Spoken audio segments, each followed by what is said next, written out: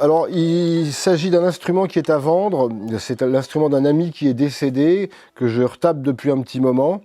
Alors donc, pour vous montrer un peu de quoi il s'agit, c'est un flat en si. Au niveau du chanteur, il n'y a pas grand chose à dire. C'est quand même un truc un peu spécial. C'est un chanteur de chez Alain Froment, qui est une commande spéciale d'un des vieux pipers français qui préfère qu'on taise son nom sur Internet. Mais ceux qui le connaissent verront tout de suite de qui il s'agit.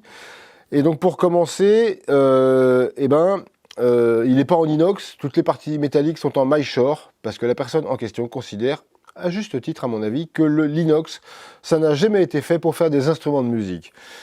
Donc c'est un clétage standard, sauf au niveau de la clé de Fa, qui est une clé anneau, comme on dit en anglais. Donc c'est aussi un choix du commanditaire au départ.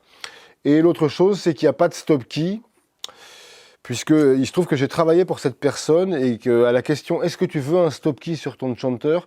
il m'avait répondu « Ça fait 40 ans que je m'en passe. » Donc voilà, pas de stop key sur ce chanteur Froment particulier.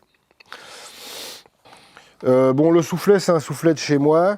Et le body, donc, je vous dirai pas qui l'a fait, parce que c'est une personne que je connais pas bien, mais que j'aime beaucoup.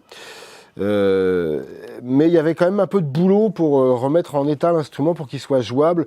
Il y avait des détails, par exemple les vis de fixation du régulateur basse dépassaient dans la chambre du bourdon baryton, et donc au point que au moindre mouvement, l'anche était bloquée par les vis, sans parler des risques de tout péter quand on rentrait ça dans la chambre. Donc voilà, ce genre de truc. Il y avait des espèces de bavures de métal qui dépassaient dans les logements des régulateurs. C'était pareil, très risqué pour les anches. Donc voilà, tout ça, ça a été retapé, remis à neuf. Et surtout, j'ai eu un gros boulot sur le clétage des régulateurs, qui pour moi était assez difficilement jouable. Moi j'aime bien pouvoir attraper chaque clé une par une, et c'était assez chaud quand même sur ce clétage-là. Donc là j'ai reforgé la plupart des clés. Il y en a une que j'ai refaite complètement ici, voilà, pour leur donner une forme plus utilisable. Et sinon tout a été retamponné, et toutes les filatures refaites, etc. Et j'ai refait toutes les anches. Et donc, dernier petit détail peut-être qu'il faut mentionner, toutes les anches, c'est modèle trémolière amélioré là, c'est un des rares gadgets qui soit vraiment utile parmi tout ce que j'ai pu inventer. Donc il s'agit des staples d'anches à coulisses.